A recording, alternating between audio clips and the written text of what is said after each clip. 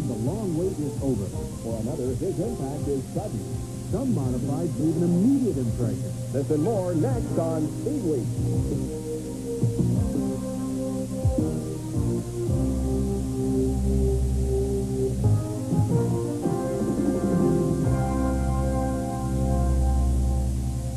Hi, everyone. Welcome to Speedweek. I'm Bob Jenkins. And I'm Larry Newby. At Atlanta International Raceway Sunday, years of patience finally paid off for Morgan Shepherd.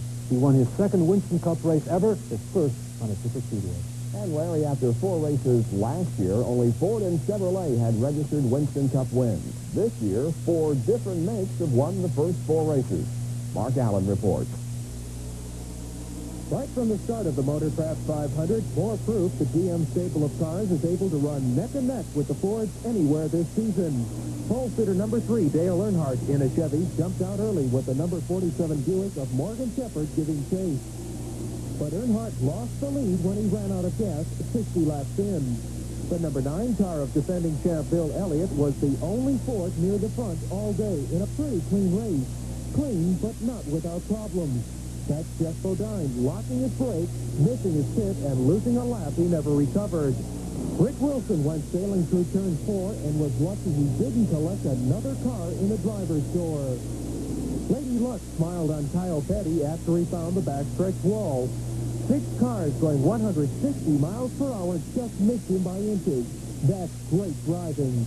Time and again, fans were treated to a clinic on how to run flat out right on the edge without wrecking. That's 44 Terry Labonte and 25 Tim Richmond joining the fun.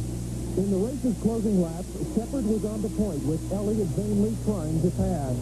Shepherd's crew didn't want any more cautions, but Ken Trader pounded the wall, bringing out one more yellow flag and bunching the field. Back under green for the 5-lap sprint to the checkers, Earnhardt was back in the hunt and tried everything to overtake the leader.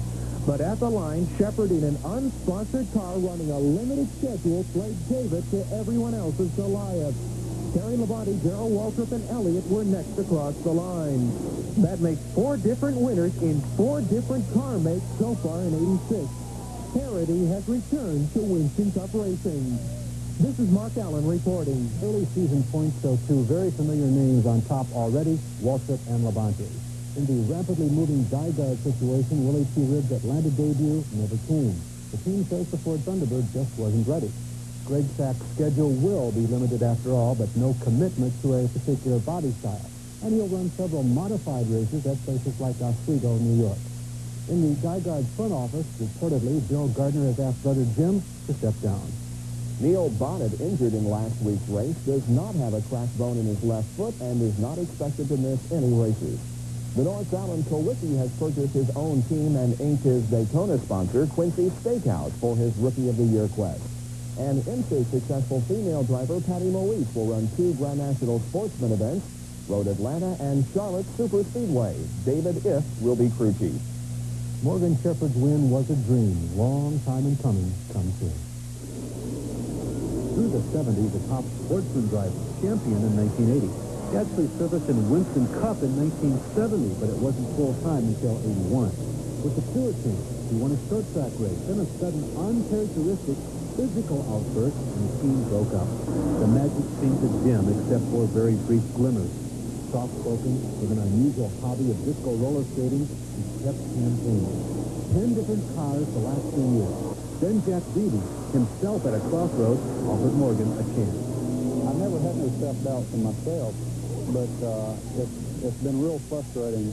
You know, I've always felt like I was a good race car driver, but I've never been able to come up with a sponsorship to get me a top-notch ride. They share their second victories with each other. It is, by the way, the 10th consecutive Winston Cup different winner. The day before the Winston Cup race at Atlanta, ARCA teams invaded the mile-and-a-half speedway for the Dixie 300. The number 81 Monte Carlo on the pole is Awesome Dave Sosby from, yes, Dawsonville, Georgia. He's flanked by current points leader and defending champion of this event, Lee Raymond. As in previous years, many yellows. Roger Blackstock spun. So did Patty Simcoe after losing her break, but she avoided wall contact. There was great side-by-side racing. Here, Bobby Jacks, the number 71, and Raymond are fender to fender. Walt Boland's tire went down, causing a turn 2 spin. But the 7th caution was the most serious. Buddy Boy spins in turn 1, and Bernie Robidart, driving relief for Ronnie Bates, slides up track and head-on into the wall. He was released from the track hospital later. A flurry of pit activity. Bill Venturini's all-girl crew seemed a little confused at times, but they got the job done. As a matter of fact, they kept Bell on the lead lap, and Bill kept himself in contention for the win. He passed Sosby late in the race and took the checker. The top 5, Sosby 2nd, Raymond was 3rd, Bob Shack 4th, and 5th was Scott Stovall. In our next segment, the reign of Charles continues in modified. And the king of the hill is Hill in stock.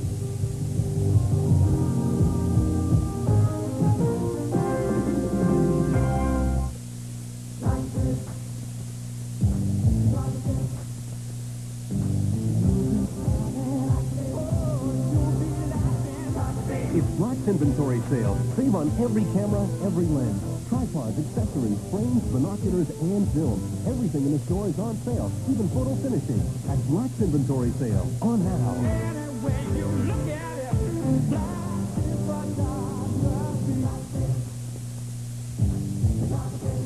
Your motor oil survives the punishment today's engine wish out for. Circulating it twice as fast, working it twice as hard, breaking it down, and causing it to lose its viscosity. That's why you need an oil with the additive that does more to help prevent viscosity breakdown. Castrol XLR, the oil engineered for today's cars. Look for Castrol XLR at these and other leading retailers.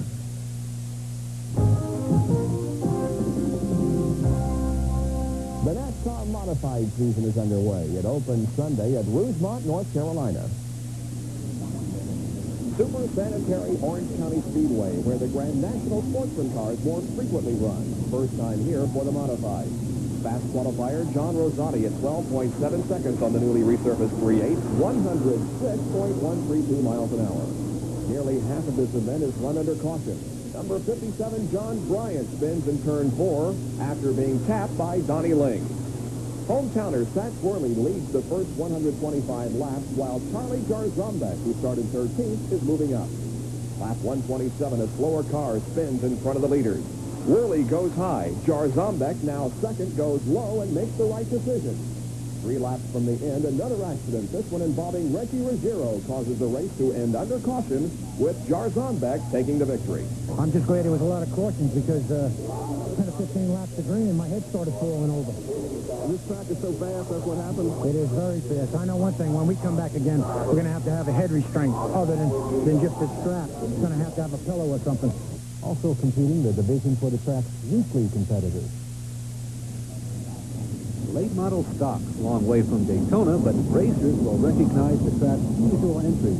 Ricky, son of Bill Dennis, Wood, son of Emmanuel Zabakis, Roy, son of Ray Hendricks, and in this race, a couple of Winston Cup drivers' brothers, Bobby Labonte and the third Bodine, Todd.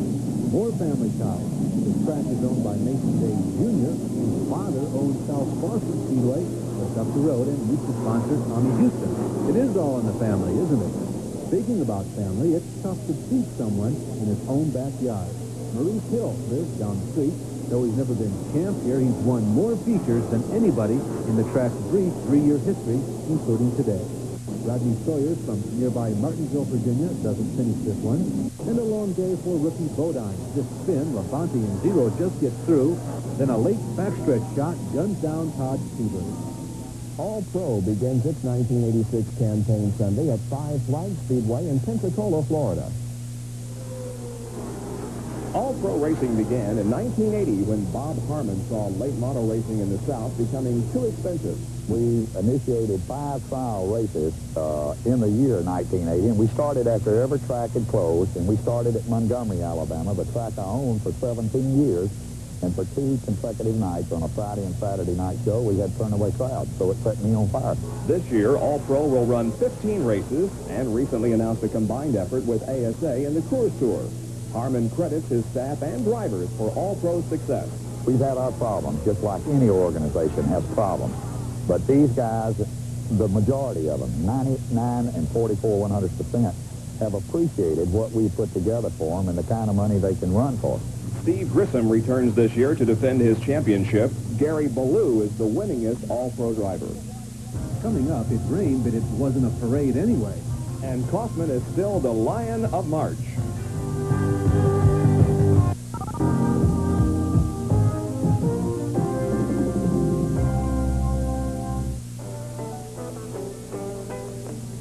Goodbye, Dan. Hello, Joe. Chola Billy. Bowl of chili. Phil Dickel. Dale Pickle. And a model of Bolton Goldman. Cottle Bolton Mogan. Morgan Goldson. Golson Mogan. Molson Goldson. Moslin Golson. A smooth one. Ah, Bolton Bolden. Molson Golden. Smooth no matter how you say it. Golson Mogan. It's a jam-packed Saturday on TSN at 1:30. The Expos play the Blue Jays live from Florida. At 4 o'clock, CIAU playoff action begins with Trois-Rivières facing York. At 7, Sports Desk. 7:30 tennis in the Virginia Slim semifinals, followed by the finish of the Sebring 12-hour endurance race. Then the world of sports is recapped on Sports Desk at 11:30. That's all on TSN, where Los Angeles is in Buffalo for exciting NHL action Saturday at 7 p.m. Eastern. The World of Outlaws ran in Houston and Kilgore, Texas, were rained out at Oklahoma City Saturday, but ran a one-day show there on Sunday. Sammy Swindell won in both Houston and Kilgore, but is absent from this Sunday lineup. He was testing an ARS car in Phoenix. In the lead is Bobby Davis Jr. with Steve Kinzer right behind. Dave Bradway, remember his incident with Sammy at Ascot, brings out the first yellow here. Bobby Allen in the blue 1A and Jack Haldenshield in 1ST race for fourth. Jack will win the duel. Also battling for position, Jeff Swindell in 91 and Jimmy Sills. Jeff will finish 6th, Sills 9th. Fast qualifier Joe Gertie spun in turn 2, was unable to continue. Steve Kinzer chased Davis all afternoon, but the closest he got was when the two started lapping traffic. Bobby's decision to use a soft compound on the right rear was a smart one. His win puts him in the points lead for the moment. Perhaps the nation's strongest weekly sprint car track finally got its season started last Sunday. Heavy rains again made a heavy track, but it didn't dampen the spirits of the intrepid Pennsylvania fans or competitors. Coal mine sponsored Alan Klinger has the distinction of leading the first Williams Grove feature first this year, where the man who has won the last 2 spring openers took over. Keith Coughlin, but I bet you knew that, didn't you? No sprint car flip is harmless, but Fred Raymer suffered no permanent damage. Where's Doug Wolfgang? Isn't this his haunt? Yep, here he comes. A fine effort by Darren Isha stopped by MDs. Cautions helped Doug catch Keith, but I'm telling you, Keith likes these coal openers. Jim Nace uses Randy Wolf's wing to get third. In drag racing, Don Garlett's new Streamliner, looking like a World Land Speed record car, went 268 last weekend in Gainesville before the rain. The ARS Series, scheduled to school aspiring Indy drivers, has only 8 entries, with its maiden race scheduled for Phoenix in 2 weeks. Ocella's Formula One team is now a team of former F3000 stars. Ivan Capelli joins Christian Danner. Tyrrell has finally settled on another F3 racer, Philippe Streff, moving America's only Formula One driver, Eddie Cheever, out. After a somewhat disappointing year in 1985, General Motors is trying to get back into the auto racing winner's circle. Work is underway in suburban Detroit on Chevy's 1986 Trans Am effort. Protofab Engineering may also be involved in a GTP project and others. Former Jack Roush employee Charlie Seelix is in charge. We've been encouraged to look at the LR series for Chevrolet, and we're going to be doing that shortly. With some preliminary drawings and things on that. We're also, hopefully, and been encouraged to work with one and maybe 2 of the NASCAR team for some development work, suspension, and a few other things, some aero work. We're looking forward to doing that. Defending Trans Am champion Wally Dallenbach Jr. will team with Jim Miller this year for General Motors. Dallenbach's ambitions are with Indy cars, but will return for at least 1 more year in Trans Am. They have the same long-term goals I have, and that's, you know, going on in racing and not just staying in Trans Am. This year we had to do Trans Am because that was one of Chevrolet's priorities. So I figured I'd, you know, stick with them and do this year and hopefully go on to bigger and better things next year. In our next segment, off-road is back indoors, and it's the same old winner. And IndyCar and Formula Atlantic testing continues. Stay with us.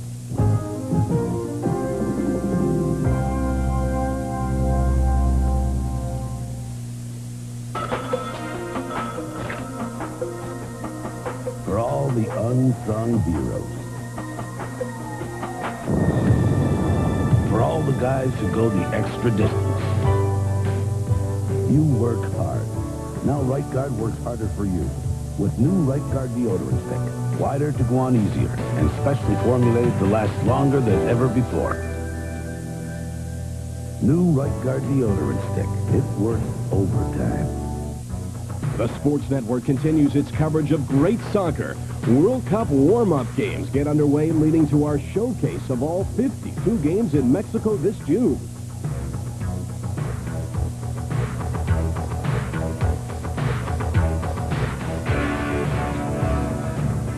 Join us for our second World Cup warm-up game. Scotland plays Romania, Sunday, April 6th, starting at 8 p.m. Eastern.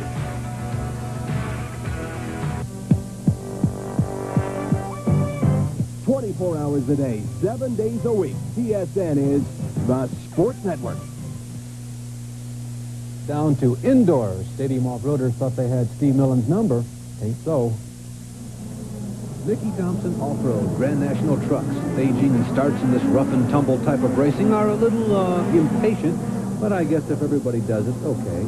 29-year-old Jeff Huber roars away from the start first, then proceeds to hit the wall first, right in front of Pete Halsmer, whose love tap here begins a striptease act by his rotary Mazda. That's Steve Millen already in the lead. New Zealand's Millen was undefeated indoors on pavement. When the circuit moved outdoors on dirt, he got beat. Now this is on dirt, but back indoors at Houston's Astrodome. But Millen moves back into the winner's circle. There's just something about the comfort of indoors, I guess. Throughout the contest, Halsmer's truck continued to take it off, but never went all the way. Glenn Fireball Harris's Mazda, after a last lap pass, was second to Millen's Toyota. Sherman Bausch was third. This temporary portable course type of racing has several divisions, and here are some of the other winners. Jerry Welchel continues to pace the Super 1600s. This VW Golf, driven by Jeff Elrod, looks like a modified from the 50s, but worked the best of all the contemporary Ultra stocks tonight. ATV winners Jimmy White and Greg Clark, Odysseys Ronnie Pierce and Mike Lavelle. General Chuck Yeager, first man to fly faster than the speed of sound, will drive the Corvette pace car at this year's Indy 500. Yeager is no stranger to speed in the air and on the ground.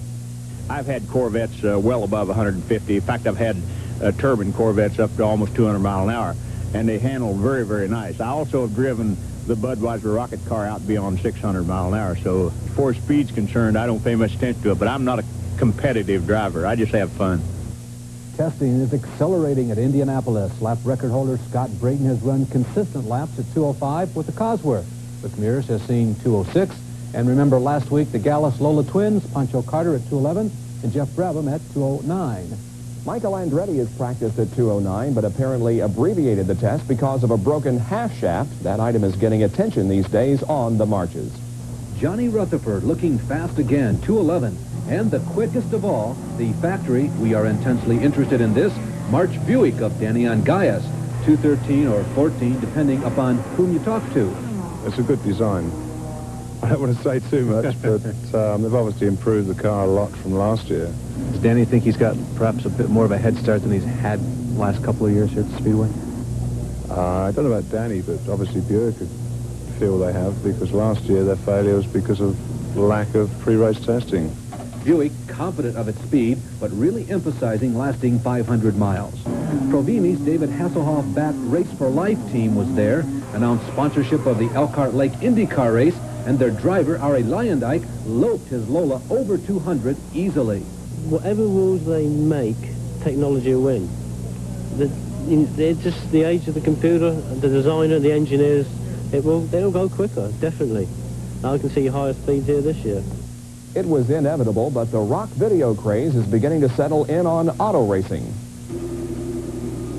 This is new Formula Atlantic driver Scott Goodyear tearing down the track at breakneck speed. At least it'll look like that after some work in the video control room. Scott was at Firebird Raceway prepping for this weekend's Atlantic opener, where Car and East Coast Series sponsor decided to cash in on an opportunity to join the making of a rock video. Scott is one of a growing number of young drivers moving over to what Bobby Unser has called the most sensible division for aspiring race drivers in the U.S. Goodyear will race in Eastern Formula Atlantic, where up to 40 season entries are predicted. West Coast Formula Atlantic expects a like number. Here's this week's test of trivial knowledge. In the last 11 Winston Cup races, only one driver has won twice. Who is it? A. Bill Elliott, B. Darrell Waltrip, C. Dale Earnhardt, D. Terry Labonte, or E. Harry Gant. Bob will have the answer in a moment.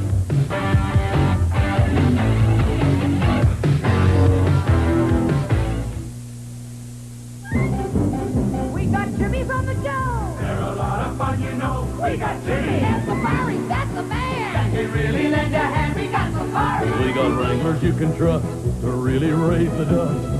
As you can see, we're GMC. There ain't nothing like our trust. Yeah, nothing on the road. They're everything that God can be. That's why they call them GMC. Remember the thrill of your first great catch. In 40 years, we at Cooper haven't forgotten either. That's why we're always improving our gloves with stronger lacing and leathers that need no breaking in. Many treated with our exclusive grabber finish for extra grab when you need it. Your first choice was a Cooper, and today it still is. Catch your first choice in ball gloves. Catch up to Cooper.